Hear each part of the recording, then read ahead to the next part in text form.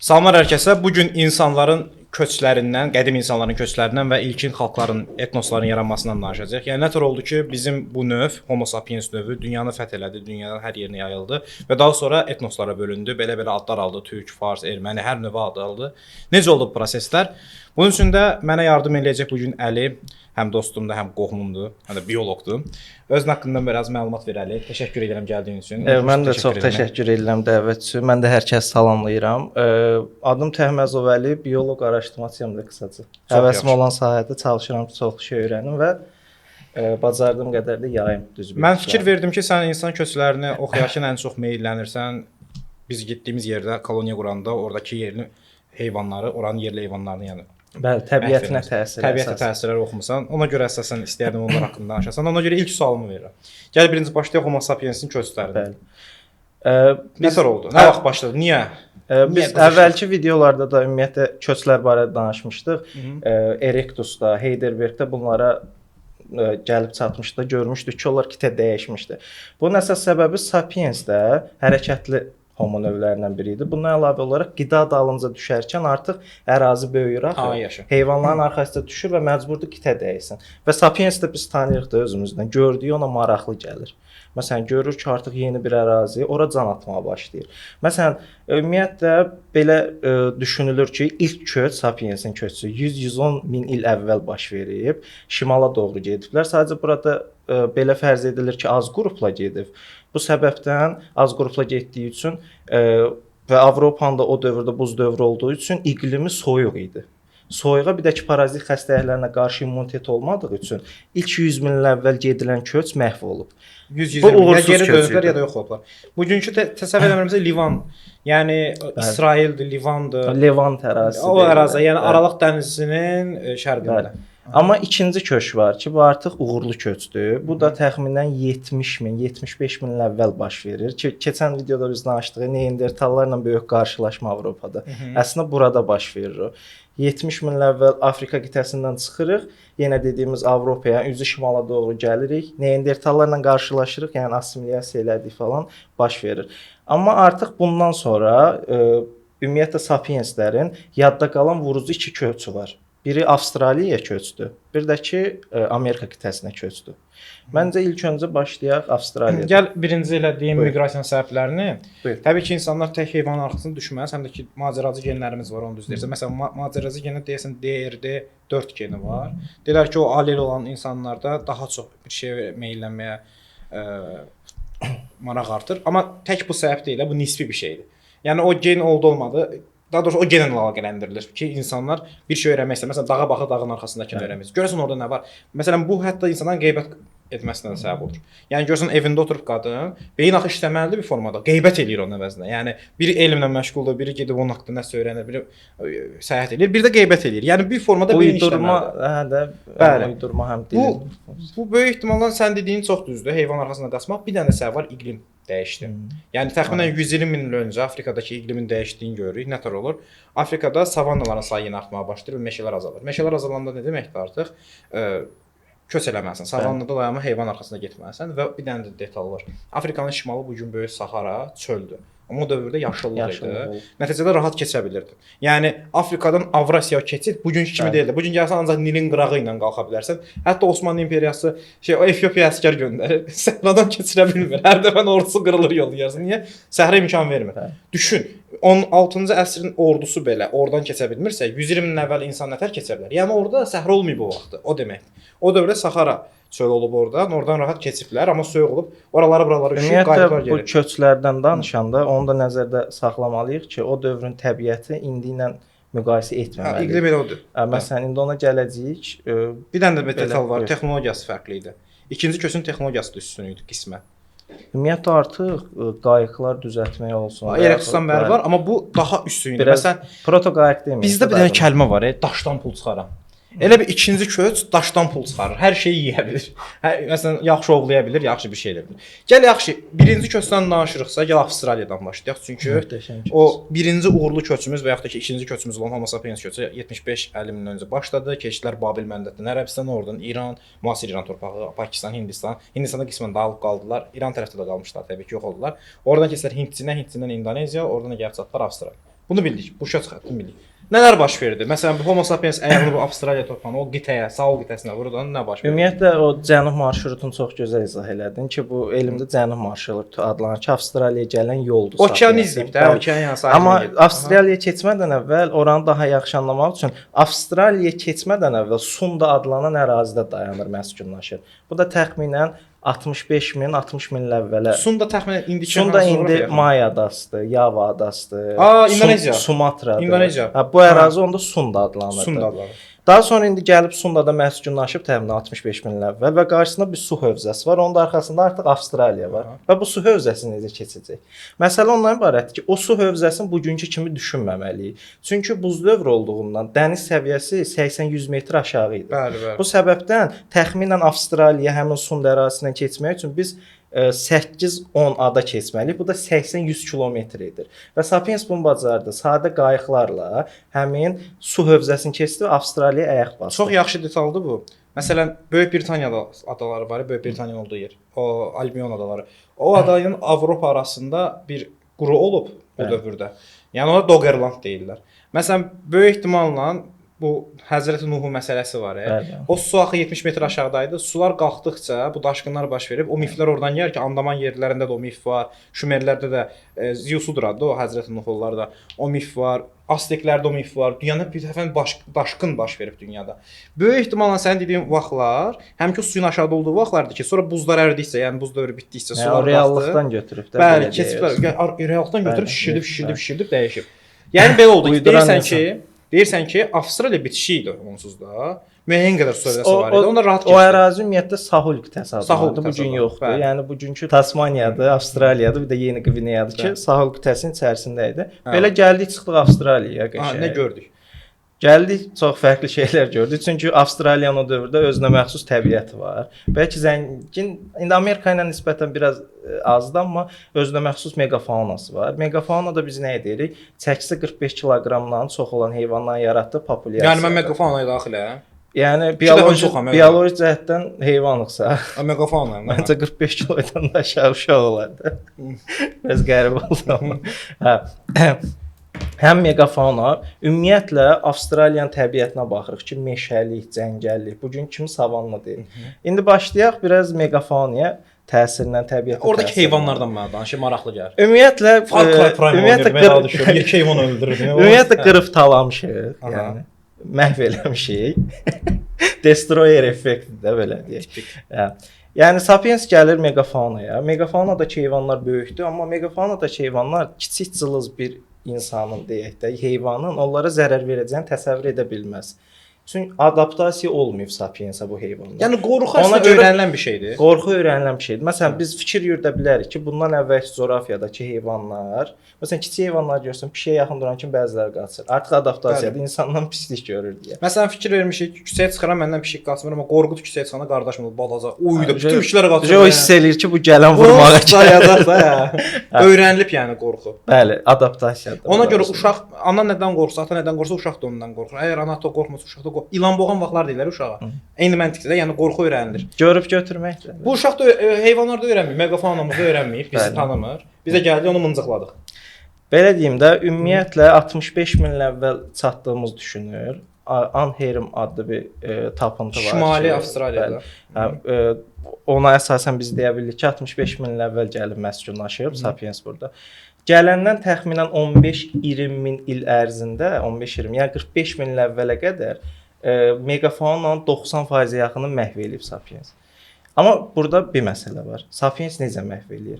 Ümumiyyətlə bu populyasiya ümumiyyətlə iki formada olur. Biri inkişafa gedən populyasiya, biri məhvə gedən populyasiya. Buradakı megafaunanın yaratdığı populyasiyalar stres altındadır. Çünki iqlim təsir eləyir. Amma iqlim tək formada o populyasiyanın sonunu gətirə bilmir. Artıq kənardan bir dənə təsir gəlir Sapiens. Nəyini başlayır ovlamağa.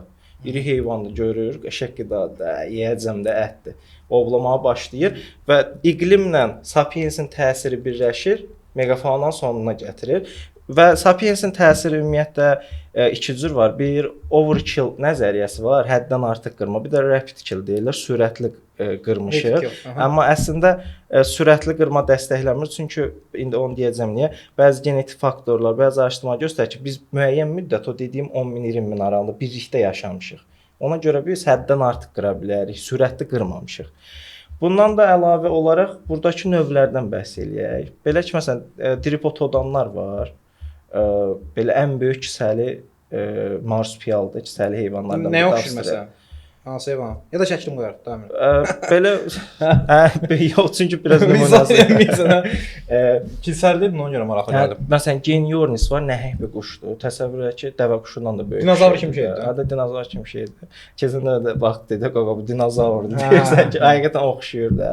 Məsələn, bundan əlavə megalaniyalar var. 7 metr uzunluğunda kəltənkələrdir. Komodo əjdərinin 2 qatı kimi bir şeydir də. Belə, yəni megafaunaya bax da bir də. O kətdə su kəsməyə gedəndə qabağa çıxır. Sonra prokoptodonlar var. Böyük kenqurulardır. Təxminən 2 metr boyu 200 kiloqrama qədər də çəkisi olur. O nə tür oluyordu yəni? O əslində belə deyim də, Sapiensin elə ən böyük özəlliyi budur. Sapiensdə biz keçən dəfə bilmirəm bəhs etdik, dəqiq yadımda qalmadı. Prefrontal korteks var. Beynin alnın ön hissəsi, alın payı.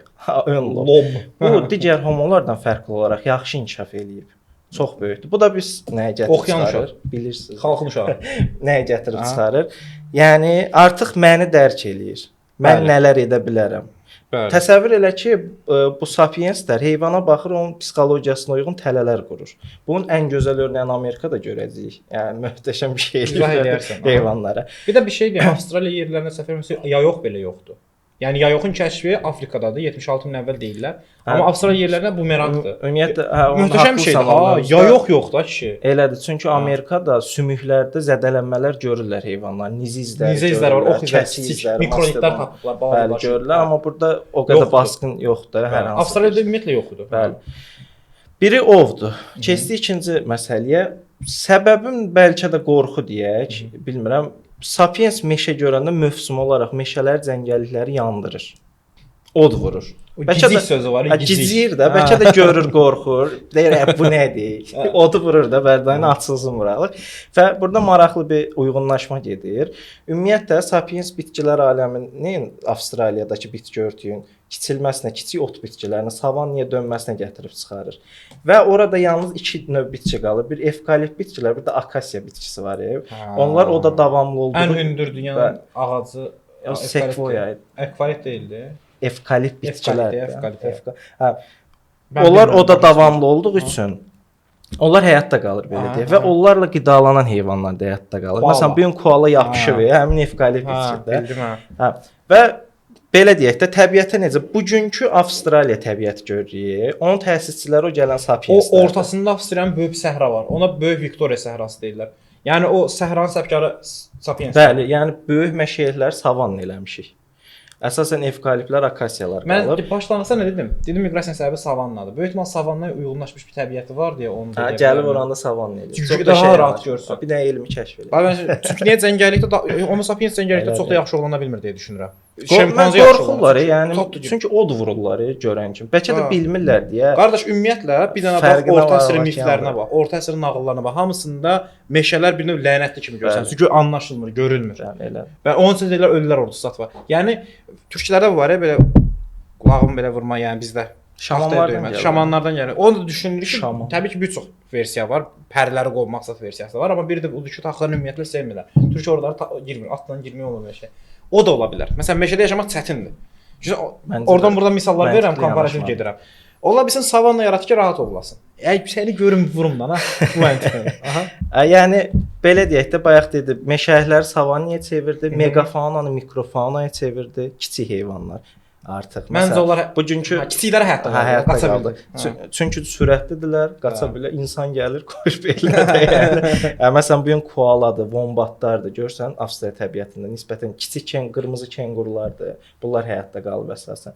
Yəni bu formada da deməyim ki, bunu sapiens məhv elədi demək əslində düz deyil. Mən düşünürəm ki, çünki artıq istiqamət bu yöndə getdi. Yəni güclü olan gəldi, əzdi, keçdi və öz hakimiyyətin qoydu. Yəni Sapiens həmişə belə bir təsir bağışlayıb da hər tərəfə öz hökmranlığını ortaya qoyub. Ətrafı özünə uyğun dəyişməyə başlayıb ki, Sapiensin ən böyük özəlliyindən biri budur ki, bu gün bu şərtlər altında studiyada video çəkirik. Bəli. Görün hara gəldi çıxdı, harda 65 min il əvvəl nədir ki, belə bax, tarix üçün sən daha yaxşı bilərsən də. Heç nədir. Tarix üçün çox yaxın Budur. hə, yəni Vəsə elə deməli. Belə bir şey keçir. Okay. Avstraliya beləcə yerləşdik. Bu Avstraliya. və bugünkü təbiət təsiri. Bir də bilirsən də Avstraliya yerlərinin normal insanlardan daha yaxşı görən bazarı var. Belə bir araşdırma var. Məsələn, dünyada ən yaxşı görən insan biri Avstraliya aborigenlərinin içindən çıxmışdı. Ümumiyyətlə Avstraliya aborigenləri digər insanlardan daha yaxşı gördüyünü iddia edən bəzi araşdırmalardan da əlavə olaraq daha fərqli dadlar aldığını söyləyirlər. Məsələn, mən də yeyirəm, o da yeyir, o daha az və Dad reseptorları fərqlidir. Bəli, dad reseptorları belə Maraqlı. fərqlidir. Bu da onu göstərir ki, o təməl insan qrupundan çox uzun müddət il öncə, yəni 75 min il öncə ayrılıblar. O ST deyirik, ST geni deyirik ona, ST. CT daha doğrusu. O CT şeydir, Afrikadan çıxan gendir ki, bütün Avrasiyada Avstraliyalıdan tut İngilislər, Finlandiyalıya qədər hamısında bu gen var, yəni Y geni, ata geni. Düşünülür ki, həmin o dövrə çıxıblar. Və bizdən ilk ayrılan qollardandır deyə ola bilsin ki, bu qədər fərqlər artıq yaranıb bir Avstraliyalı. Ümumiyyətlə böyük qalan qruplardan da Avstraliya aborigenləri. Yəni onların ataları da bu danışdıqlarımız hələ də orada qalıb. Eynən. Yeni Qvineyaya da məsələn Papua Yeni Qvineyaya baxırlar ki, genetik oxşarlıq var. Eyni Deməli, millətdir, o eyni cəmaatdır. Bir dənə də bir şey deyim, Denisova geni var Avstraliyalılarda. Yeni Qvineyada var 6%. Ümumiyyətlə Avstraliyada bəli 3-6%-ə qədər var. Konkret, yəni qarışıqlar. Nə görür gələndə orada bir yaxınlaşma. Yaxınlaşma. Bilirsən, böyük ehtimalla bunlar biz indi bunlara Denisova sapiens deyə ayırırıq. Onlar bir-birini heç ayırmayıblar. Məncə hə də, yəni bir-birindən çox uzaqlaşmamış növlər də bir-birinə cinsi əlaqədə ola bilər. Düşünürəm ki, mümkündür bu. Ümumiyyətlə mümkün deyəndə olub da, fakt görürük ki, yəni mümkün genetik faktorlar göstərir. Faiz göstərir. Bir də maraqlı bir dəlil kimi deyim də bunu. Ümumiyyətlə megafauna məhv olması nədən tapırlar? Yəni görəndə adam dəli olur ki, nələr eləyirsiniz. Vilandra gölləri ərazisi var, Avstraliyanın cənubunda yerləşir. Bugünkü Avstraliya Yeni Uels həmin ərazi. Orada megafauna heyvanların peyininə baxırlar. Orada sporormiel adlanan bakteriya var. Onun sporlarına əsasən, azalmasına əsasən görürlər ki, megafauna artıq çökməyə doğru gedir. Artıq bir yerdə görürlər ki, yoxdur bakteriya və megafauna da yoxdur. Bu da 45 min il əvvələ təsadüf edirdi. Ona görə veriliş. O dinozavrların yox olduğunu da elə tapmışlar da 64 milyon il öncə. Görürlər ki, yeni qatda artıq heç bir dinozavr fosili yox. Yəni birdən dəhşət bir şey. Çox qəşəng yanaşmadı yəni. Elm nə? Elm. Qacam amma özədə qa. Nəysə, Tasmaniyalılar da, Avstraliyalılar da beləcə informalaşırlar. Bilirsən də Tasmaniyalılar həm də bilinən ən primitiv yaşayan toplumlardan biri olub kəşf olunanda, təxminən 19-cu əsrdə zətdə. Və onları yox elədilər. Yəni Avropa kolonialistlər xüsusilə onları heyvan kimi, məsələn bir heyvanmış kimi görürdülər, ayırırdılar, özünə fərqli görürdülər və güllə ilə vururdular, sevinirdilər ki, ovlandı. Belə bir yazılar vardı. Beləcə onların nəslini kəsdikləri düşünülür. Dəhşət bir şeydir, bilirəm, çox dəhşət bir şeydir, amma sonunda belə oldu. İndi burdan bir dənə də indi mən yenə xətti deyim, sən izahını ver. Bu Hindçinə girmişdi bir kütlə. Hindçindən keçdilər Cənubi Çinə, Cənubi Çindən də keçdilər Tayvan və Avstraliyaya yaydılar. Biz onlara bu gün Avstraliya xalqları deyirik. Məsələn o Mikroneziya, Melaneziya bölgələrinə yayılan cəmaatlar da bunlar bir kiçik adalar. Onlardan biri Maorilər oldu, sonra Yeni Zelandiyaya gəldi. Maorilər haqqında maraqlı bir şey deyim. Yeni Zelandiya yerlərdə onlar gələndən sonra 60% həmin Yeni Zelandiya ərazisində quş növü məhv edilib. Məsələn, tutuquşu növləri var, böyük tutuquşu. Onların nəslini kəsməyə 900 il əvvəl də təxminən 1100-1200-cü illər düşünülür. Düz deyirsən, 900 il öncəyə düşür, düzdür. Təxminən. Beləcə bir Avstraliya qolu ayrıldı. Hətta düşünülür ki, o Tibet tərəfdəkilərdən bir qol getdi Yaponiyanın yerli əhalisi olub. Bugünkü yaponlar deyirlər onlar. Yaponlar sonra gələcək. Bugünkü yaponlar bizdən ayrılacaqlar. Bizə yaxındırlar. Türk deyirlər. Yəni bizə yaxındırlar deyəndə deməkdir ki, mənim də onun da ortaq atası Yansız çayın yaxınlığında yaşayır. Gəliblər, köç eləyib. Biri keçib Yaponiyaya, biri gəlib Azərbaycan tərəflərə. İllərlə bu təxminən. Nə də mədəniyyət qrupu. 12 min il öncə, 13 min il öncə. Bir qolda getdi Sibirə. Təbii ki, böyük Mamontun arxasında düşdülər. O qəşəng Mamontların tipli Mamontlar. Çox nəzəriyyə onu dəstəkləyir Mamont. Çünki bilirsən niyə? Çünki Sibirdən bir partlayış olur sonra. Sibir ilə belə bum partlayır. Sibirdən bir dənə İskit xalqları gəlir, Sibirdən türk xalqları gəlir, Sibirdən Ural xalqları, dəhşət bir axın gəlir. Dünyanı fəth eləyir. Bax onu mən dedin indi bir şey canlandı ağlımda. Deyirsən müxtəlif xalqlar gəldi. Ümumiyyətlə Sibirdən Amerikaya keçənə qədər bir-iki dənə görürsən ki, belə blokadaya düşür toplum və genetik əsasən də mitoxondrial DNT-sində genetik mutasiyalar baş verir.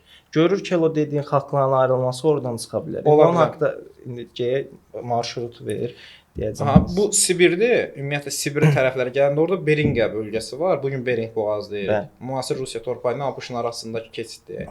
Oradan basıb keçirlər Amerikaya. 17 min öncə də deyən var bu arada. Yeni araşdırmalarda bir dənə araşdırma var. Deyirlər ki, vəbşi 23 min əvvəl olub. Sıxırlar. Deyirlər ki, Neandertallara məxsus əmək alətləri tapıldığı düşünülür. Oğur şeydir, götürüb gətirir. Ola bilər. Ola bilər. Bilsən də bu gün belə Sibirdə hələ də bəzi alətlər var ki, mamont sümüyü ilə hazırlanıb. Möhtəşəmdir. Bu gün belə saxlanılır.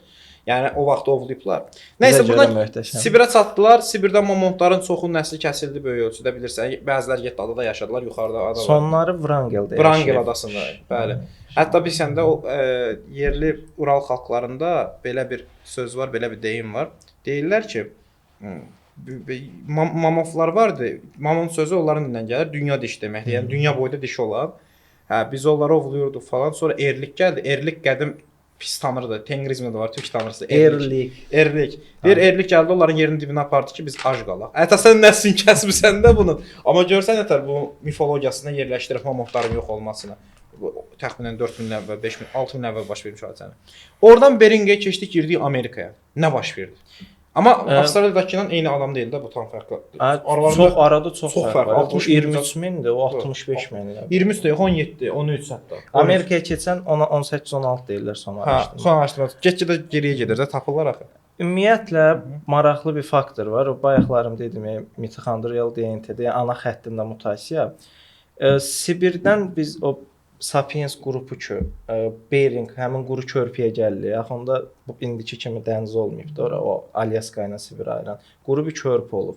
Deyir ki, o dövrdə ümumiyyətlə Amerika ərazisi qitə bütövlükdə buzla bağlanmışdı deyə gəlib həmin qruplar təxmin o Bering körpüsü var. Orada ilişib qalırlar, blokadaya düşürlər. Təxminən əslində birbaşa Amerika keçmir Sibirdən. 5000, 10000 il həmin körpüdə qalıblar. Beringiyada, həmin quru körpüdə ki, orada mutasiya baş verir. Bayaq dediyin o millətdən yaranması müxtəlif, oradan ağlıma batdı ki, ola bilər, bəlkə də oradan başlanğıc götürər. Sonra ilk dəfə 18-16 min il əvvəl Kanadada ilk koridor açılır. Ərimə başlayır. İstiləşmə səbəbi ilə Ice Free Corridor deyirlər. Kanadada ərazidir və Sapiens artıq keçir. Alyaskadan keçir Kanadaya. Hə, əriyər. Bu da məsələn mifə səbəb ola bilər, ha, daşqı mifə. Deməli Alyaskadan artıq keçir Kanadaya. Kanadadan keçir ABC-a, ABŞ-dan da keçir Meksikaya. Okay. Və bu formada biz artıq Şimali Amerikadayıq. Bunu deyə bilərik. Təbii ki, burada gəldik. Daha zəngin, Avstraliyadan daha zəngin megafauna var. Daha fərqli bir təbiət var. Megafaunasına əsasən baxsaq, məsələn elə mamontlar özü, mastodonlar var. Mamont florası bir canlıdır, Amerikaya məxsus. Mastodon. Hə, mastodon. Böyük bir şeydir, hə? Hə, yəni təxminən 6 tondan çox olmalıdır çəkisi. Bundan əlavə sənin sevdiyin qısa üzlü ayı, short face. Kələ deyil. Yaşa bir şeydir. Similodon. Salam sana imperator. Similodon yəni iri dişli aslan, dəhşət bir şeydir. Ağzını tam açırdı da, o dişini batıracaq qədər aça bilirmiş də, gör. Yəni hə də onun dişinin ümumiyyətlə batması məhv eləyərdi adamı. O Similodon hansıdır? Dinləyicilər daha yaxşı bilir. Buz dövründə orada aslan var idi. O Similodon o da belə dişlər uzun. Təbii ki, gəldik, yenə də fərqimizi ortaya qoyduq. Megafaunaya qəşəng bir təsir elədik. Ümumiyyətlə baxırlar ki, məhv eləmişik. Apache Selim'in selamı var desək. Niyə? Çünki bura gələn artıq Sapienslər daha müasir idi və ümumiyyətlə texnikası daha inkişaf etmişdi. Yayoxu var, yəni 18 min il əvvəl. Yayoxu var, yayoxu. Hə, dəhşət bir şey. Məsələn, mastodonların sümüyünə baxırlar, kəsici alətlərlə cumublar üstünə 6 ton, yəni ağır bir heyvan üstünə cumublar. Ümumiyyətlə nizi izləri olduğunu sümüklərində görürlər. Yəni belə deyək də burada megafauna belə məhv edirlər. Bütün canlını ovlamırlar. Məsələn, mamontdur, mastodondur. Onlar hansı yeyə bilər, istifadə edə bilər də. Onun üçün xammal olan canlıları ovlayırlar. Artıq similodon da bunlarla ovlanır axı. Bunu ovlayıb nəslin kəsirdi, similodon qidası qalmır. və Simladon da məhv olur. Simladonu ac buraxır öldürür. Ac buraxır, öldürür. Bu şey Qida oxşur. zəncirin dağıdır. Bunu sonra da kolonialistlər eləyəcək. Həmki yerlilərə. Çox sətr aldı. Yəni bu şeydir, bu yerlilər Simladonu elə məhv edirlər. Bunu desəm mən bir dəfə demişdim. Ac buraxırlar Simladonu. Ondan sonra da həminki yerlilər üzərinə Avropalılar gələndə onlar da bu səfər bunların bizonlarını ovlayırlar. Bunları ac buraxıb öldürürlər. Bizonları necə öldürüblər? Hətta sıxışdırıblar, talpa şəklində gəlirlər bizonlar üstə uçurumdan aşağı atma məcbur eləyib. O vardı, o var. Ümumiyyətlə o taktikalardan biridir. Onu hər yerdə deyiblər, Avropada da deyiblər. O insan ən əsas xüsusiyyətidir. Şey aparır. Bir çöküşə.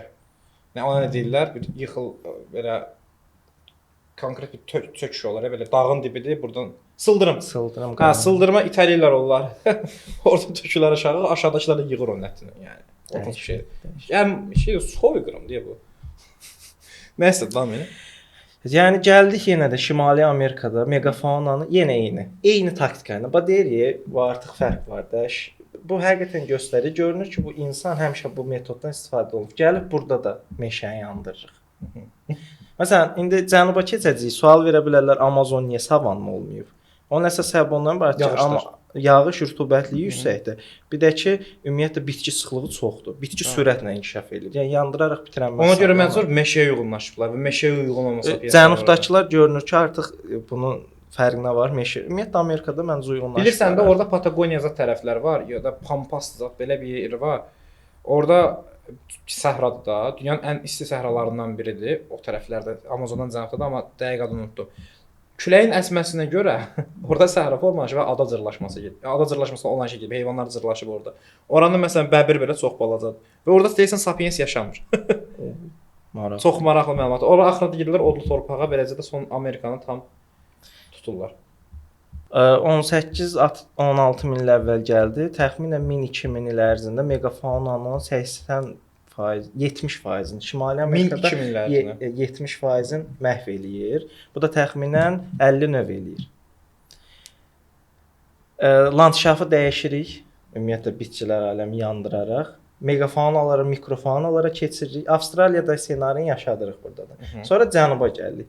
Cənuba gəlişin ən çox dəstəklənən nəzəriyyə odur ki, Sakit Okean sahili ilə gəlmişik, cənub sahili ilə. Yəni Meksikadan Peruya keçmişik, oradan Çiliyə keçmişik. Oradan keçirlər Şimali Amerikada. Elə danışıram, elə bir yasamala gedir amma Kordilyer dağları. Məsələn, o Kordilyer dağları tərəfdə bir tayfa yaşayır. Tlingit dağı deyəsən. Tlingit. Hə, elə adları var. Yəni Asiyada da o adı var, burada da var. Yəni Sibirdə də o tayfanın adı var, burada da var. Çox maraqlıdır. Məsələn, Çuvaş adı Asiyada tərəfdədir. Burada Çavaş var bu tərəfdə. Yəni Şimali Amerika ilə Sibirin genetikası da eynidir, Q genidir.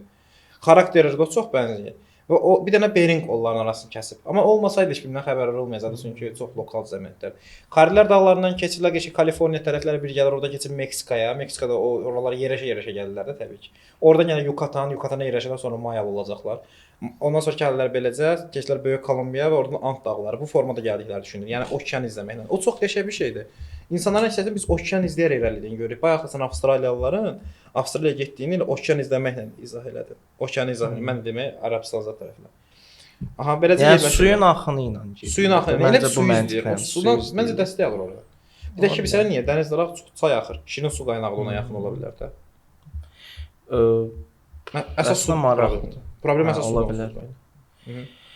Bundan sonra biz təxminən 13.5-14 min il əvvəl gəldik artıq Cənubi Amerikaya. Yəni eyni talih burada da özünü göstərdi. Tarix öz döngüsünü göstərir. Yenə megafaunalara, təbiətə təsir etdiyi eyni qaydada. Hətta bunu Harari öz kitabında deyir, o söz demək istəyirəm. Tierra del Fuego. Odlar torpağıdır. Yəni Cənubun ən dibinə gəlib çatırıq. İndi Asiyadan gəlməklə bağlı belə bir genetik faktor var. Onu Magellan ilk dəfə deyib. Gəlib oraları odlu torpaq. Harari öz kitabında bəhs edir. O metod oddur oranın. Burada da təxminən biz 70-80% daha doğrusu megafauna məhv etmişik, 60 növdür. Yəni Amerikada təxmini 110 növ o qitədə biz megafaunaya aid heyvan məhv etmişik. Və 110 növ. Bugünkü biz Amerikanın yerli xalqlarına baxırıq ki, genetik olaraq Asiyaya yaxındır. Həmin ki o Sibirdən gəldilər. Bu da göstərir ki, bu köç həqiqətən olub bu qaydada. Tur Heyerdahl iddia eləyirdi ki, Norveçli antropoloq Sakit Okeandakı adalardan Cənubi Amerikaya köç olub. Bunu isbat eləmək üçün də özü getdi bir qayıq düzəltdi. Oturdu oradakı Sakit Okeandakı adalardan deyəsən Pasxaya oturdu. Oradan sürdü Cənubi Amerikaya və uğurlu oldu. Və buna istinadən dedi ki, o möhtəşəm antropologdur bu arada. Bizim bu Qobustandan Vikinglərin getdiyini deyəndə. Ondan sonra bəhs eləmişdin ondan. bəli, onun məşhur filmi də vardı. Sən bax demişdin, cəmaətin antropoloquna bax, mənim antropoloquma mən demişdim. Mən də məzələmişdim. Yəni ona istinadən demişdim ümumi ölkədə. Demək Tur Heyrdel deyir ki, Cənubi Amerikaya həmin ki Sakit Okeandan gedən olub.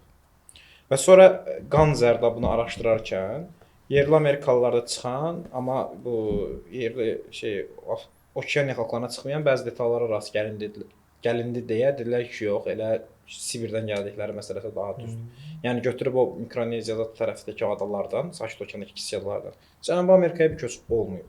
Yəni amma bunu iddia edən bir antropoloq var idi, səhv çıxdı. Hətta o Şumerlərin Hindistanla ticarətini dəstəkləmək üçün Bəsrədə, yəni İraqın cənubundan primitiv gəmiyə minib Hindistana getmək istəyirdi. Adam konkret vikingdir, yəni. Ümumiyyətlə deyirsən belə bir fikir də var. Afrikanın cənubundan çıxıb gələnlər də ola bilər ki, var ki, Amerikaya girir. Amma o imkansızdır. Bir sən niyə imkansızdır? Qoy bir dənə bəst örnəyi nədir? Cənubi Afrikaya ən yaxın ada haradır? Ən böyük yaxınlığı Madaqaskar. Madaqaskarın əhalisi Afrikadan keçməyib. Gəlib İndoneziyadan köç elib ora gəlib. Düşünəmsən, yəni oradan şeydir. Bəli, Malqaş xalqlardır. Malqaş deyilir onlara. Madaqaskarın yerli əhalisi Malqaşlar. Görüntü etibarən Afrikalıya bənzəyir, bəli, fenotipik olaraq. Amma fakt budur ki, onlar o tərəfdən gəlirlər. Hətta İndoneziyadakı dillərə bənzəyir dilləri. Malay dilinə yaxındır. Yəni o dillərə yaxın sözləri var, ifadələri var. Bu da onu göstərir ki, bu Cənubi Afrikadakı San xalqları yəni burnunun dibindəki Madaqaskara gedə bilmirsə, Amerikaya nə gedəcək? Yəni o texnologiya olsa gedərdi. Çox məntiqli. Və ona görə də heç o ideyaya baxmağa dəyməz. Tur Heyrdel iddiası düzgün deyil. Elə Sibir tərəfi elə o yaxşı. Ən yaxşısı odur. Bəs megafaunanı Amerikada məhv elədikdən sonra bax bir dənə maraqlı bir sual var. Bu başa düşdük ki, Simladonu yox elədi. Mastodonu yox elədi. Onu yox elədi, bunu yox elədi. Bəs bu biz onu niyə yox eləyə bilmədi? Bəzi canlılar niyə tam yox eləyə bilmir? Ümumiyyətlə canlıların hamısı sapiens, bəzi canlılar sapiens gəlmədən də əvvəl məhv olub. Amma belə bir şey var, indi məhv olmayanlar sürətləndirir. Belə deyək də, bəzi canlılar sürəti çoxala bilir. Populyasiyası nə qədər stressə məruz qalsa da, sürəti çoxalır deyə o stresslə sürətli çoxalma bir-birinin kompensasiya edir. Məsələn, mamontun çoxalması gecdir də 22-24 ay hamiləlik müddəti keçirir. Yəni bu çox gecdir və dayanmadan da təzyiq var. Ümumiyyətlə bu iki coğrafiyada da Avstraliyada da Amerika qitəsində də bu populyasiyalar iqlim dəyişkənliyinə görə stres altında. Çünki o dövrə qədər 10 dənə iqlim dəyişkənliyi görüb, buz dövrü. Amma bu iqlim dəyişkənliyi bəs eləməyib də nəslin kəsmək üçün. Artıq sapiensin təsiri bayaq dediyim kimi bəs, amma bəzilər görünür çox sürətli çoxalıb, bəlkə də qaçmağa adaptasiya olub deyə bilərik də. Artıq tanıyıb ki, insan gəlir. Ya da bobot artımı var. Vuracaqlar. Çox artır. Ən yaxşı fikir sürətli artımdır. Populyasiyası azalmağa qoymur. Azalmağa qoymur elə. Okay, bundan sonra isə artıq bioloji qismi bitirdik. Bundan sonra isə sosioloji qismidir. Daha doğrusu sosioloji deyəndə etnosların yaranması. Mənə danış o millətlərdir. Antropogenezisdir bu bayaqdan danışılan, yəni insanın yaranması. Bir də var etnogenezis, yəni etniklərin yaranması. Xalqları yaradan bir çox hamil var və burada sənin ixtisasın da rolu var. Bioloji fərqlərdən formalaşır. Çünki bayaqdan sən saydın ki, Avstraliyaya getdi, Amerikaya getdi, ora getdi, bura getdi. Məsələn, dodo quşları var. Dodo. O da çox maraqlıdır. Nəysə, ağlıma gəldi dedim, qəşəng şirin şeylər. Həmçinin bu dünyaya yayılan bu insanlar, xalqlar coğrafi izolyasiyalara məruz qaldılar. Məsələn, Sibirdə düşün ki, sənlə mən ortaq yaşayırıq bir tayfada. Sən çıxıb gedirsən, köç eləyirsən. Mənim uşağım sən haqqında xəbəri var, nəvəmin də sən haqqında xəbəri var. O nəticəsində sən artıq bir əfsanəvi qəhrəman kimi, elə bir kişi olub deyirlər. Kötücə yadıca belə uzandıqca artıq sən bir mifə çevrilirsən. Hansısa bir tanrı modeli də qoya bilər üstünə, hansısa bir şeytan modeli, hansısa bir yəni gedən qalanı bütləşdirə də bilər, tam unda da bilər. Amma fakt budur ki, sən getdin. Sən burada indi düşünün, sənaye inqilabı 200 il əvvəl olub. Yəni Fatih Sultan Mehmet 600 il əvvəl yaşayıb. Bu köç 70 min il, 120 min illik bir köçdür. Yəni o qədər uzundur. Nəticədə bu xalqlar arasında məsələn ayrıldın, getdin, 4-5 min, 10 minlik keçəndən sonra artıq bu xalqla bu xalq arasında fərqlər yaranmağa başlayır. Bioloji fərqləri də var. Niyə? Yerli regiona adaptasiya etmək üçün. Məsələn bilirsən də EPAS geni var deyə Tibetlilərdə. Az oksigenə davamlıq gendir, Denisovdan keçir. Denisovdan keçir. Ay yaşa. Məsələn baxırsan ki, coğrafiyada Bering tərəf əridir. Bu tərəfdə qalanlar fərqli formada bioloji görüntüləri qismən dəyişməyə başladı və yaxud da kəskin dəyişim oldu. Bu tərəfdə görüntüsü dəyişdi. Və insan psixologiyası özündən fərqli olandan qorxur.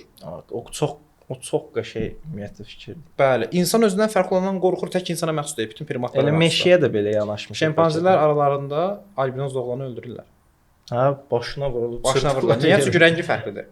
İndi bu fərqlilikdən anlayırıq ki, insan özündən fərqli olandan qorxursa, görüntüsü fərqli olandan özünü ayıracaq. Yəni biz və onlar yaradacaq. Artıq amma məni keçdi. Mən demir ilk başda. Biz deyil. Mən sonra da Neolit dövründə. Tayfaçılıq var. Hə, tayfa kollektiv düşünür. Məsələn, bunu çox bəs tanıyarıq. Elə bayaqdan danışdıq. İnuitlər var orada, Şimali Amerikada yaşayan. Nə deməkdir insan? Özünü insan deyil, də mən deyil. Yəni biz insanlar. Yanomomiləri var. Cənubi Amerikanın şimalında yaşayan yerli xalqdır. Əsl insan deməkdir Yanomomi. Özünü əsl adlanır, digərlərini isə şeytan tərəfindən uydurmuş mənim kopyamı sayır. Bu arada onlar haqqında bir maraqlı araşdırma vardı, araya girirəm. Axı bu müasir dövrdə antibiotik işlədən, ümumiyyətlə tabletdən istifadə edən insanlarda bakteriyalar təkamülə uğrayır. Yanomami qəbiləsi insanlarını görürlər, onlarda da bakteriya təkamülə uğrayır. Yəni oxumuşdum, doğruluq dərəcəsini bilmirəm, amma belə maraqlı bir şeydir. Maraqlı bir şeydir. İndi burada birinci sayda bioloji fərq, hətta bioloji fərqlərlə bağlı bir dənə qəşəng araşdırma var idi. Deyilir ki, 2-ci Dünya müharibəsi ərəfəsində Amerikalılar Almanlarla döyüşəndə Alman əsgərləri Amerikan əsgərlərinə görüntü etibarından oxşuyaraq qorxundular. Daha az qəddar davranır, nəinki Yaponlara qarşı. Yaponlar fərqli görsən, onlara daha qəddar davranır. Görsən o primitiv özəllik nə tür özünü göstərir? Konkret o situasiyada. Məsələn bu gün deyirik qardaş, dostluq, həqiqətən biz qara dərili olsun, bir göz qıyıq olsun. Bunlara mən sözüm yox. Artıq biz inkişaf eləmiş insanlarıq. Sən bunu götürüb birazcıq çətin duruma qoy, sərtləşdir, şərtləri pis vəziyyətə qoy, insanları çətin duruma sal. İstərsiniz o primitiv özəlliklər, o az qalan insanlar da vəhşiləşir, gözə girməyə başlayır, ortaya çıxmağa başlayacaq. İkinci Dünya müharibəsində də bunu görürük ki, həqiqətən, yəni özünə fərqli görsənənə qarşı daha aqressiv davranır. Yəni bu da deməkdir ki, biz sərdən insanlar köç elədi, hər tərəfə yayıldı. O köç edib oturanlar var artıq. Oturmur, o da köç davam edir. Artıq yayıldıqca fərqli xüsusiyyətlər yaranmaq başlayır ki, bu bizim xalq dediyimiz, etnos dediyimiz anlayışın başlanğıcıdır. Yəni bu artıq etnosu özünü başqa qrupdan fərqli görür. Çünki düzdür, görəndə anlayır ki, o da bundan eyni şeydir. Amma artıq biz və onlar var. Ona qarşı heç vaxt güvən olmur. Çünki burada tək bioloji məsələ deyil, tək görüntü fərqi deyil. İkinci fərq də ortaya çıxır. Sosial fərqlərin içərisində dil. Təməl dillər, məsələn, Norstratik dil ailəsi olduğu deyilir ki, bütün dillər dünyada gördüyüm bütün dil bir kökdən gəlir. Hə, inancdır 1975-ci ildə ya da 1904-cü ildə Norveçdə ya da Danimarkada heç yadına qalıb, Danimarka olmalıdır. Araşdırmadır ki, bütün dillər bir kökdən gəlir. Və bu anlayışa görə insan qrupları belə ayrıldı və o qədər fərqli durumlara, vəziyyətlərə düşdülər ki, Hərə sözlə məxsus, çünki abstrakt təfəkkürün məhsuludur. Bu genetika deyil ki, izləyə bilək. Yəni bioloji determinizm yoxdur burada. Rahat izləyə biləcəyimiz bir şey yoxdur. Təbiətin yaratdığı bir şey yoxdur ki, mexanizmasını anlayaq. İnsan şüurunun mexanizmasını anlamaq çox çətindir deyə. Biz qayda qanuna tabe tutulmur. İnsan zehni bir anlayışı yoxdur. Şuurun bir mexanizmini anlaya bilmirik. Ona görə də dili tam kökənə gedib bütün dillərin kökünü tapa bilmirik. Və burada görürük ki, dil fərqləri yaranır. Bu dil fərqləri həm gedib gördüyün yeni coğrafiyadakı insanların dilindən götürdüyün ola bilər. Həm də ki, bax adicə biz kənddə deyirik. Biri deyir o yana, biri deyir ayna və yaxud da ki, biri deyir ay qız, biri deyir ağız. Görsən bu zamanla ağız dəyişəcək, ağız olacaq o bir müddətdən sonra. 1000 dənə söz yaranır. Məsələn, adıq sözü, sonra ayıq sözü, sonra da ayı sözünə çevrilir ki, ayı sözü ayılmaqdan gəlir. Yəni dəhşət daxilsizdir. Yəni görürsən ki, bu oradan təkamüllədir, buradan təkamüllədir. Üzəngi sözü nəsə fərqli formada deyilir, burada bizə fərqli. Yaxın coğrafiyalarda dildəki söz oxşarlığı, indi düzdür, böyük mədəniyyət olub, təsir də var, müharibələr zədə yəqin ki. Burada bu məntiqlə gedə bilərik də, biz buna görə görüb götürmək məntiqi ilə. Ona görə məsələn yaxın coğrafiyalarda müxtəlif millətlərin dillərində oxşar sözlər var da. O oxşar sözlər bir-birindən götürüblər də. Oxşar söz dediyində məsələn Monqol dilinə türk dilində çox bənzər sözlər var. Qayıt sözü belə eynidir. qayıt sözü, bacı sözü, sonra xan sözü. Məsələn, Çində baba sözü var, ata demək. Daqa sözü var içində. Akka kimi Akka. deyirlər. Bizə ağadan gəldi, bizim dilimizə. Monqolda da ağa var, bizdə də var. Bunlar bir-birindən götürmədir ya da ki, bir mənşədən gəlir. Yəni bax belə deyim də, belə deyim, alt sözü var. Alt sözü qızıl deməkdir. Bizdə altın olub. Nə bilim, Monqolda da alt olaraq qalıb. Görürük ki, biz Monqoldan götürməmişik, bir kökdən gəlib. Yəni bu artıq o köçlər baş verdikdən sonra dillərin fərqli formada öz yolunu tutmasıdır bir növ. Yəni dil fərqləri ortaya çıxır. Dil fərqləri ən əsas amillərdən biridir. Hara gedirsən git, oranın dilini bilirsən, uğurlu olursan. Çünki sosial kommunikasiya qura bilmədiyin bir yerdə sənə heç bir insan güvənə bilmir. Yəni insan münasibətində ən əsas birinci amil dildir. Ona görə salam verəndə bir-birimizin əlini göstəririk. Yəni əlimdə silah yoxdur. O belə güvən üzərinə qurulub. İnsanlar bir-birinə o qədər güvənsizdir normalda. Dilini bilirsənsə, səndən kültürel, mədəni yaxınlıq hiss eləyirsə, sənə qarşı qapılarını aça bilər. Ona görə də bu kütlələri yaradan birinci bioloji fərqdir, sonra dil fərqidir, sonra mədəni fərqlərdir ki, mədəni fərqlərdə çox məsələdən qaynaqlana bilər. Məsələn, çox qəşəng yazmışdı, bunu bir antropoloqun yazısında görmüşdüm, unutmuşam.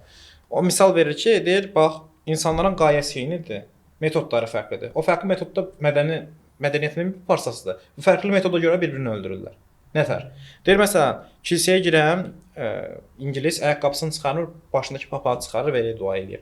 Amma bir müsəlman ayaqqabısını çıxarır, başındakı papağı saxlayır və dua eləyir. Əslində məqsəd nədir? Tanrıya hörməti göstərməkdir, amma fərqli üsullarla. Bu üsulları fərqli də bir-birini öldürürlər. Təməl eyni yerdən başlayıb İkisi fərqli də- yollarla özünü təzahür edir. İkisində ritual, bir inandıqları bir coğrafiya, müqəddəs saydıqları bir yerə girirlər, müqəddəs bir yerə girirlər və dua eləyirlər. Niyə? Məqsəd əslində eynidir. Başlanğıc da eynidir, təməl eynidir heç. Amma məqsəd də eynidir. Tanrıya hörmət. Ta ki məqsəd də fərqli olur. Bəzi kültürlərdə, mədəniyyətlərdə o qırğındır da. Amma burada adicə metodları fərqlidir, bir-birini öldürürlər ona görə. Deyirlər ki, yox, mənim metodum düzdür, mənim kimi elə. Çünki məndən fərqlisən, məndən fərqlisən, yenə qorxursan. Yəni budur. Bu formada mədəni fərqlərdir, o yaranır. Burada bir dənə də məsələ var. Neolit dövrünə qədər insanlar özünü çox da təbiətdən fərqləndirə bilmir. Təbiətin bir parçası kimi görür. Amma Neolit dövründən sonra artıq torpağı kultivasiya edir, heyvanı əhəlləşdirir. Və beləliklə Təbiətdən daha çox istifadə etməyə bu təbii ki, spekulyasiyadır, hipotez kimidir. Dəqiq deyil. Amma deyirlər ki, mən anlayışı var, mən. O Neolit dövründə ortaya çıxır. Ona qədər uşaq nətər danışır, məsələn, Qorqud misal verim, qardaşım oğlundan, Qorqud uşağı idi, lap balaca olanda da şey elirdi. Deyirdi ki, Qorqud bunu sevir. Demirdi mən bunu sevirəm. Üçüncü şəxs anlayışı var. Tam o identifiklik formalaşmayıb. Amma zamanla bu formalaşır. İndi dünya tarixinə baxırıq, dünya tarixini izləyəndə görürük ki, bir dünyanın da çağalıq dövrü olub. Homo sapiensində bir çağalıq dövrü olub. O çağı olduğu vaxtlarda özünü üçüncü şəxs kimi görürdü. Zamanla artıq mən anlayışını ortaya qoydu. Mən anlayışını ortaya qoyunca partladı, inkişaf elədi. Onda deyə bilərik Avstraliyaya gələn qolda daha hələ mən anlayışı yox idi. Amma Amerikaya gələn qolda artıq çünki plan qururlar da. Ola bilər. Bu öz potensialının fərqinə varır da. Burada oturub bunu deyə bilmərəm, gərək araşdırmaq gərəkdir ki, fikir kimi yürüdük də. Məncə Avstraliyada var idi, amma zəif idi. Əsas kollektiv düşüncə olub. Əsas kollektiv düşüncə olmasa həyatda qala bilməz. Məsələn, niyə görə bu gün belə mentalitet, mədəniyyət qaydaları bu qədər güclüdür? Mədəni qaydalar çünki sən həyatda saxlayıb vaxtı ilə. Yəni obyektiv kimi görsən, nə bu? Başqa bir anlayış ola bilməz. Qadın belə olmalı, kişi belə olmalıdır. Başqa bir anlayış ola bilməz. Çünki ondan kənara çıxanlar o ölürdü həqiqətən. Ana ataya hörmət eləməyəni qurd qapırdı. Atanın fikrindən getməyəni qurd qapır. Həqiqətən vaxtında atanın ana fikri. İndi bu gün əlimizə ChatGPT dəyər deyə, Google dəyər deyə özümüz üstün sayırıq. Yəni gənc nəsil. Ay biz moderni deyirik. Amma son 50 ilə 100 ilə bax da, sən heç nə idin. Yəni səni qoruyurdu bu. Səndən daha güclü təcrübəsi və biliyi olan şəxslər səni qoruyurdu. Beləliklə böyük və kiçik institut var idi. Bu yaş fərqləri institutu vardı. Zamanla bu dağılır indi. Ümumiyyətlə mühafizəkar səslənə bilər, subyektiv fikirdə mən tərəfdən. Yəni məncə təbiətdə iç-içə olan sapiens indiki sapienslərdən azaddır. Bu orta əsr sapiens üstünə keçərdi. Yəni orta əsrlərdəki bir Alman fəhləsinin bu gün Almanın daha az olduğunu iddia edən tarixçilər var. Biz bir çörək almaq üçün belə marketə getməliyik. Homo sapiens bir də nizəni götürür, mastodonu qardaş evdən çıxmaq üçün hazırdır. Evdən çıxmaq üçün müəyyən qaydalar var. Ayaqqabı geyinməlisən, paltar geyinməlisən. Evdən çıxmaq üçün o bir dənə Huron qəbiləsinin üzvü ilə, yəni Şimali Amerikadakı bir yerli ilə bir fransızın söhbəti var. 18-ci əsrdə deyir ki, elə bir siz azadsınız. Çıxanda 1000 dənə makyaj eləyirsən, başa parik qoyursan. Amma mən elə çıxmıram. Çox qəşəng yanaşır. Yəni bu o şey əsərindən qaynaqlanır. Bu Bon Savage-dir, yəni alicənab vəhşi. O əsərə görə bu Şimali Amerikadakı yerlilər Avropaya demokratiyanı öyrədiblər. Yəni Yunandan gəlmir. Qəşəng alternativ bir tarix baxışıdır. Nəysə, biz və onlara dedik. Biz və onlar artıq biz və onlar dedik, artıq məndən danışır. Mən formalaşır. Fərdiləşdirmə. Bəli, ego formalaşır, ego. O ego neolit dövründə yarandıqca rollanmalar da kəskinləşir. Yəni artıq hər kəsin özünə məxsus rolu var və o rol müəyyən sakral məna daşıyır da. Hə, yəni artıq sən cəmiyyətdə necə bir yer tutacaqsan. Yəni Eynən. öz persona satmalısan. Eynən. Və dilində ümumiyyətlə insana nə deyilirsə, o da sənin adın olur. Böyük ehtimalla. Əksər xalqların dilinə baxırsan, doç sözü insan deməkdir. Alman mənasını verir. Bugünkü almanlar özünə doç deyir. Doç insan deməkdir, elə onun dilində. Maşın motoru deyim. Məsələn, Inuit dedim, Yanomomi dedim, Hunlar, qədim Hunların hu sözü düşünülür ki, dəqiq deyil. İnsan. İnsan deməkdir. Bu qədər bəsdir. Yəni insan mənasını verir. Ya da ki bir şey mənasını verir xalqların adının çoxu. Danışa bilən. İnsitə girə bildiyim. Hamı öz formasında anlaşır. Slavyan slovardan gəlməsi kimi və yaxud da ki ərəbə. Ərəb sözü desən anlaya bildiyim mənasını verir. Dəqiq bilmirəm. Ümumiyyətlə sən bir dəfə demişdin o haqqda nemeslə ruslar deyəsən Bəli, adlandırdı, almanları. Slavyan xalqları özünü başa düşür deyə özünə slovar deyir. Yəni danışa bildiyim, sözümü başa düşən, amma almanı başa düşə bilmir deyə ona suskun deyir. Suskun da nemçi. Ben rusca bilmirəm, Slavyan dilini heç bilmirəm. Bir də deyərdiniz də Tramvay. Nemçi, yəni suskun, danışa bilmir. Yəni almanın dilini başa düşmür, almanın universitetə girə bilmir. Ona görə ona nemes deyir. Bu qədim xalqlar üçün keçərli. Bu belə xalqların etnoslarına tərəf formalaşdığını göstərir. Yəni bax burada detallara qoymuşam. Bioloji fərqi dedim, dil fərqini dedim, mədəni fərqləri dedim, biz və onlar dedim, məni də dedim. Və bir də gəlir ilk ovçu yığıcı ilə neolit inqilabı fərqlərini. Ovçu yığıcılarda kütlə fərdi identiklik, yəni o etnik anlayışlar, tayfa anlayışı daha zəifdir. İnstitutlaşmayıb. Ona görə onların çoxu assimilasiya olub. Məsələn, yerli Avropalılar böyük ölçüdə Hind Avropalılar gəlmədən qabaq, yəni müasir Avropalılar, olan İtalyan, İspan, bunların danışdığı dildəki insanlar gəlmədən qabaq, Avropanın özündə yaşayan yerli əhalinin hamısı assimilasiya olub. Heç biri özünü qurtara bilməyib. Bir dənə basklar özünü qurtarıb. O da böyük ehtimalla əkinçi olublar, Anadolu əkinçilər olublar.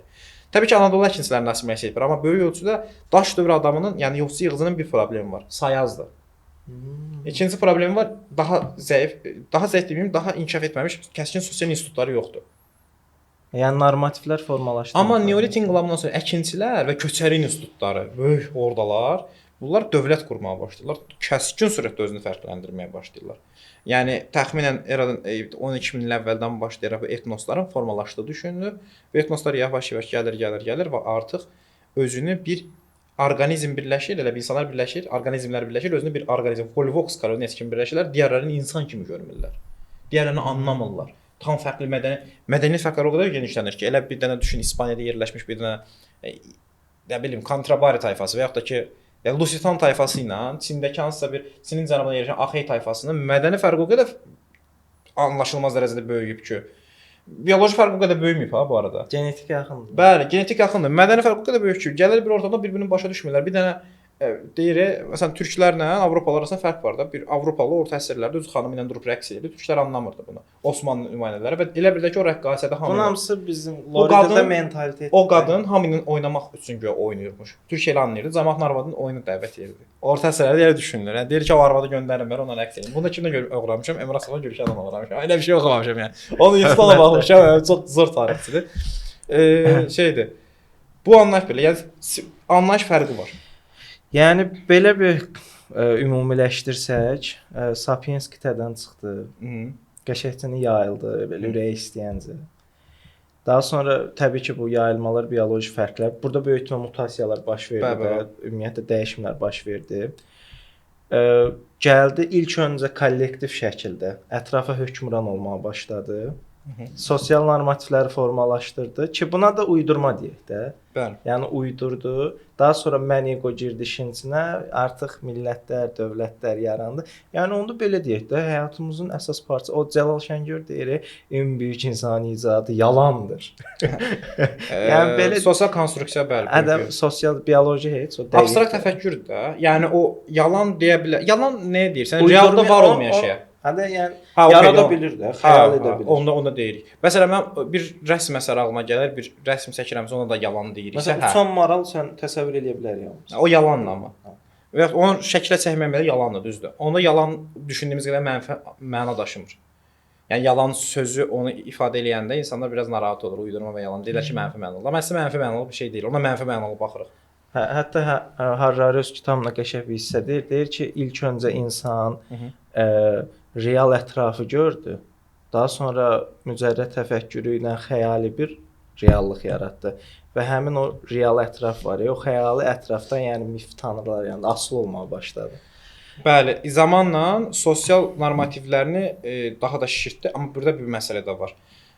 Bəzi araşdırmalara görə mağaradakı müəyyən göbələklərin, hansısa bir qazın, azotun, yəni qazların təsiri bilmirəm, təsirinin insan halüsinasyonlar görürdü. Halüsinasyonlar da onların tanrı və digər alternativ fövqəltəbii qüvvələrin olduğuna dair səslər qulağına pıçıldayırdı.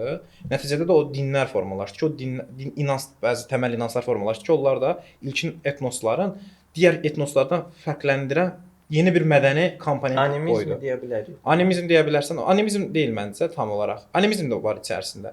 Məsələn, iki dənə güclü yanaşma var. Birinci budur. Yəni mağaralarda və yaxud da ki, hansı regionlara gedən insanlar halüsinasyonlar görürlər və bunu həqiqətən qutsal, sakral sayırdılar və bu da həmin insana seçilmiş havası verirdi. Ona görə də öz toplumunu başqa toplumlardan üstün sayırdı. Primordial təfəkkürə sahib olurdu, etnosentrik olurdu, etnomərkəzi olurdu və məsələn son dövrlərdə gedirdilər yerli Amerikalıların içərisində görürlər ki, şeydir. Onlar tütün çəkirlər. Gedirlər bir dənə çəkir, yıxılır. Niyə? Çünki o halüsinasyonu görmək istəyir. Taylandın şimalında yaşayan bir çox xalqlarda da bu vardı, Hindçinin şimalında. Nəşə zada meyilli idi. Patyamat. Meyilli bildin? Onu çəkirdi, həvəsə kayfa düşürdü. Elə bir gördü gerçəkdir. Damar yırtıq. Gerçəklə şeyə ayıra bilmir. Özünün fərqində deyil. Özünün fərqində olduğunda fərqində deyil tam olaraq ki, mənim biolojimdən qaynaqlanır bunu görmək. Nətər ki biz yuxunu yozuruq ha. O da əslində fərqində deyil. Bilmir ki o beyindən gəlir. Düşünür ki o kənardan gəlir. Yəni öz bədənimizdə baş verənlərin kənarda gəldiyini düşündüyümüz zaman nə edirik? Uydururuq. İkinci daha təhlükəli bir şeydir də.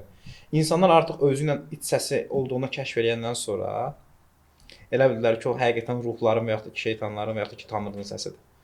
Onun da deyilənlər var, çox güclü iddiadır. Amma tütün və narkotiklərdən uzaqdır. Hə, kamu spotu. Düzdür, təbii ki, uzaq durmaq gərəkdir. Bu iç səsi düşünülür ki, həmin ki insanda şeyə səbəb olurdu. Seçilmiş ab-havasına və yaxud da ki, həqiqətən tanrı ruh var. Yox, yəni demək bu şeyə yaradır da artıq. Belə deyək də belə peyğəmbərçil təfəkkür. Peyğəmbər təfəkkürünü yarada bilər, seçilmiş təfəkkür də yarada bilər. Yəni ümumiyyətlə bu anlayış əsasında bilirik ki, etnoslar arası fərqlər yəni bu hipotezlərdir, iddialar da ortaya atılır. Çox maraqlıdır. Yəni bu etnos fərqlərini gücləndirir axı. Sənin tanrın mənim tanrımı döyər. Sənin atan mənim atamı döyər. Uşaq vaxtı deyir deyə mənim atam hamının atasını döyər. Yəni onun kimi öz tanrısını digər tanrılardan üstün görən, özünə xitab edən o səsin digər səslərdən üstün olduğunu görürdü. Amma günün sonunda həminki tanrı vasitəsilə hər toplum özünə ibadət edirdi. Özü həyatda qalsın deyə tanrını ortaya qoyurdu. Bu gün isə tanrı yerinə millətlər ortaya qoymuşuq. Yəni vətənsevəri, vətənpərvəri, o milliyyətçilik hamısı əslində bir toplumun özünə olan ibadəti, özünə olan müdafiə sistemidir. Motivdir də, yaşamaq üçün. Bəli. Yəni bu da etnosların yaranmasından sonra etnosların dövrləri oldu, bəziləri oldu teosentrik, tanrı, inanc, din əsaslı toplumlar. Orta əsr tam bundan ibarətdir. Səfəvilər teokratikdir, Osmanlı teokratikdir. Hamısı dini əsas götürdü. Zamanla din dağıldı, milliyyətçilik gəldi və milliyyətçilik dünyanı təzədən qloballaşdırdı. Çünki milliyyətçilik günün sonunda şeyin üzərinə idi, elm üzərinə qurulmuşdu. Daha da elmi inkişaf var idi.